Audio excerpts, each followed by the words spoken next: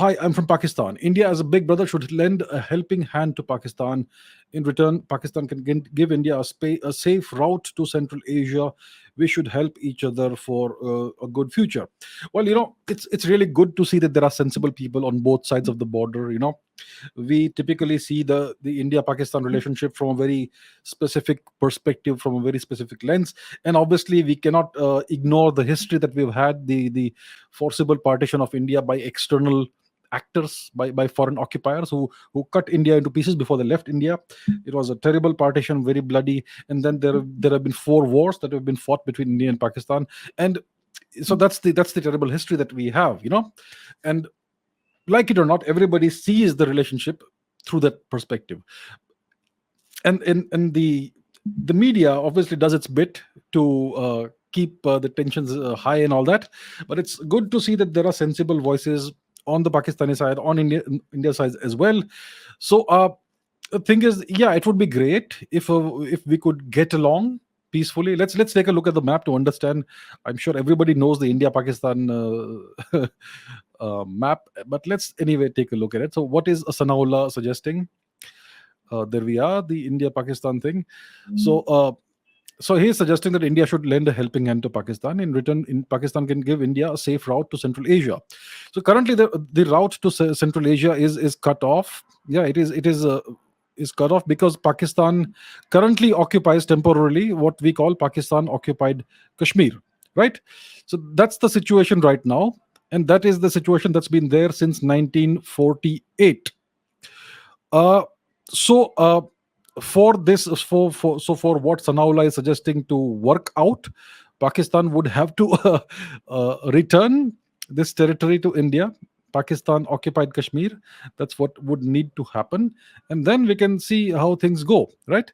And there is no sign of that happening. So what needs to happen is that a stable, safe, democratic and peaceful government needs to come into power in Pakistan.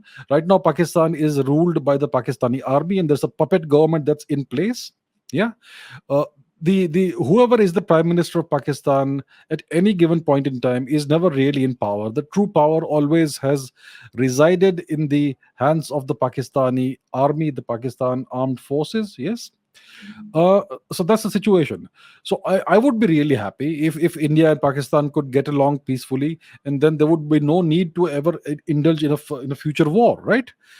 But for that, Pakistan has to become truly democratic. Pakistan has to the people of Pakistan need to take back power from the Pakistani army, which forcibly occupies the country. Yeah, and then this border dispute needs to be resolved. We know that there have been massive protests going on in Baltistan, in Pakistan occupied Kashmir. They want reunification with India. Yeah, we know that's happening. So if that happens, then India will regain its land connectivity with Afghanistan, and through Afghanistan to Central Asia. And if Pakistan gives up its desire to wage continuous never ending war with India, then we could get along in peace, and there would be no need for any animosity, any future war, any of those things. Yeah. So I think, unfortunately, the ball lies in Pakistan's court. The ball lies in Pakistan's court. India has never initiated uh, any of the hostilities that Pakistan and India have had in the past, right? We have fought four wars in the past, and each of these four wars has been initiated, unfortunately, by Pakistan. Yes.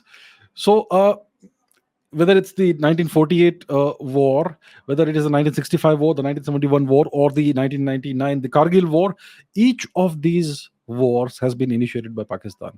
India has no desire. India has never had any desire to balkanize Pakistan or to break up Pakistan. It's only now that people in India are speaking about this, because we need to find a solution once and for all to the problem that India has faced since 1947, right? That's the only reason why people in India are talking about balkanizing Pakistan, and it's something that could happen. So if Pakistan can get its act together, if Pakistan can overthrow the army and establish a genuinely peaceful and democratic government, and if Pakistan gives up its never ending desire to break up and destroy India, yeah, then I'm sure we can live together in peace. Obviously, that's high hopes. Yeah. So yeah, anyway, it's good to see that people in on the Pakistani side also have this desire for peace, which actually tells us that most people, most likely on both sides, desire peace. It's only certain elements that have. See, Pakistan is, whether we like it or not, it's an artificially created nation. It has been created by the British, by the Western forces, to further their geopolitical interests. It's an artificial nation that's been created, and artificial nations, unfortunately, don't tend to last very long. In the big picture of history, if you see nations that have been created in this manner, they typically don't last a century or 2 centuries. So that's the problem that Pakistan faces. It's an unstable nation. It's a nation that's cobbled together from through outside interference. It's a nation that is always on the brink of disaster. It's always being bailed out by outside forces, either by China or by the US. Yeah. So if the people of Pakistan can somehow get rid of the army, you do need an army to safeguard your national interest. I'm not saying you should not have an army. I'm saying that the army should not run the country. In every country, the nation has an army. In the case of Pakistan, the army has a nation. It's the other way around. So the army is a parasitic organism that's preying on the people and the nation of Pakistan.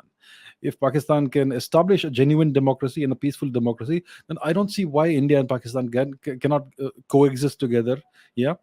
And India, in such a case, if Pakistan becomes a genuinely friendly and peaceful neighbor, India will be happy to lend a helping hand to Pakistan. There have been so many leaders who in India, prime ministers and so on, who have wanted the best of relations with Pakistan. It's a never-ending story in India. So it's not like there is no desire. There's a lack of desire from India's side. The problem is it has always been the Pakistani army and the Pakistani politicians. Yeah. So yeah, if the Pakistani people can get their country in order and establish a genuine peaceful democracy, then I'm sure that India will be happy to coexist peacefully and help Pakistan in any possible way. And obviously, India will need the land access back. Yeah, the land border with Afghanistan.